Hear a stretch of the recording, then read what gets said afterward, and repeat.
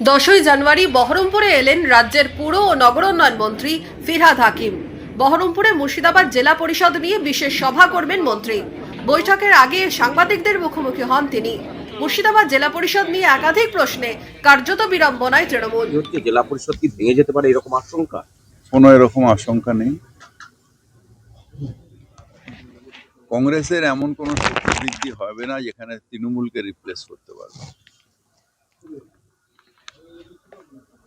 তার কারণ হচ্ছে যে মমতা বন্দ্যোপাধ্যায় বাংলাকে যে প্রজেক্টগুলো দিয়েছেন, বাংলার মানুষকে যেটা দিয়েছেন, যেটা 34 বছরের বাংলার যে উন্নয়ন, সেটা বাংলার মানুষ চিরকালই মমতা ব্যানার্জির সাথে থাকবে। শনিবার বহরমপুরে এসে মন্ত্রী সরাসরি যান বহরমপুর মুর্শিদাবাদ জেলা তৃণমূল কংগ্রেস কার্যালয়ে। সেখানেই মুর্শিদাবাদ জেলা পরিষদ নিয়ে বিশেষ সভা করেন মন্ত্রী ফিরহাদ হাকিম। উপস্থিত ছিলেন বহরমপুর মুর্শিদাবাদ জেলা তৃণমূলের সভাপতি অপূর্ব সরকার, জঙ্গিপুরের সাংসদ খলিলুর রহমান, জেলা পরিষদ সভাধিপতি রুবিয়া সুলতানা, মেন্টর মোহাম্মদ সোহরাব, কো মেন্টর শাওনি সিংহ রায় সহ একাধিক বিধায়ক, তৃণমূলের নেতাকর্মীরা। কয়েক মাস পরেই রাজ্যে বিধানসভা ভোটকে টার্গেট করেই কি মন্ত্রীর সফর? জল্পনা রাজনৈতিক মহলে। অন্যদিকে তীব্র কটাক্ষ বিরোধী শিবিরের। সমালোচনায় সরব বহরমপুরের প্রাক্তন সাংসদ অধীর চৌধুরী। শনিবার সাংবাদিক বৈঠকে অধীর বলেন, সারা পশ্চিমবঙ্গ জুড়ে তৃণমূলের মধ্যে আভ্যন্তরীণ ক্ষোভ ধুমায়িত হচ্ছে বিস্ফোরণ।